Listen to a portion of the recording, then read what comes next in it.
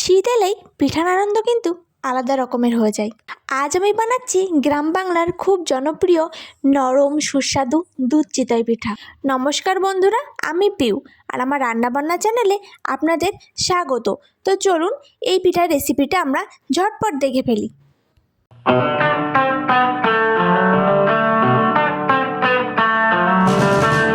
এর জন্য আমাদের প্রথমে যেটা লাগছে সেটা হচ্ছে চালের গুঁড়ো।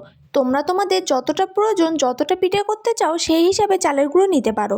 সামান্য একটু লবণ দিয়ে আর হালকা উষ্ণ জল দিয়ে ধীরে ধীরে পিঠার ব্যাটারটা আমরা বানিয়ে নেব। বেশি তাড়াহুড়ো করব না, না হলে চালের গুঁড়িটা জলের মধ্যে গুটি পাকিয়ে যেতে পারে। দেখো আমার কিন্তু ব্যাটারটা বানানো হয়ে গেছে। এবার একটি কড়াই বসিয়ে দেব আর তাতে অল্প একটু তেল ব্রাশ করে নেব। কড়াইটা অবশ্যই গরম হতে হবে, তারপরে তেলটা ব্রাশ করবেন। তারপরে আমরা অল্প অল্প করে ব্যাটারটা এর মধ্যে দিয়ে দেবো। তোমরা যেমন বড় করতে চাও পিঠা সেই হিসাবে দিও। আমি 1.5 চামচ মতন দিয়েছি।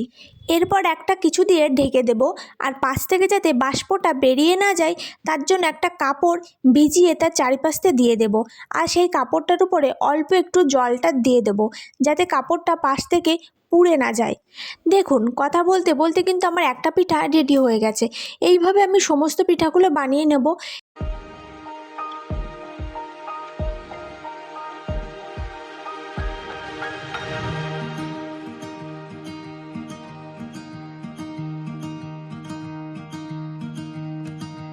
দেখুন, এক এক করে আমি সমস্ত পিঠাগুলো বানিয়ে নিয়েছি।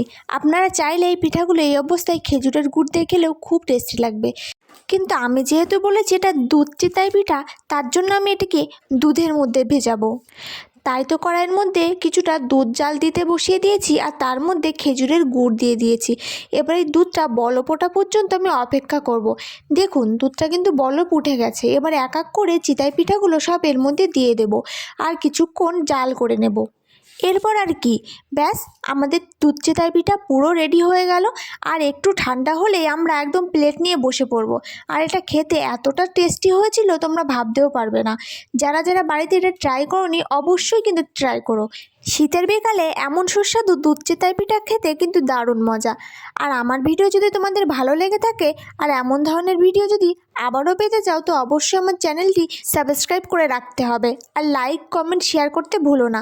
তো দেখা হবে আবার পরবর্তী কোনো রেসিপির ভিডিও নিয়ে।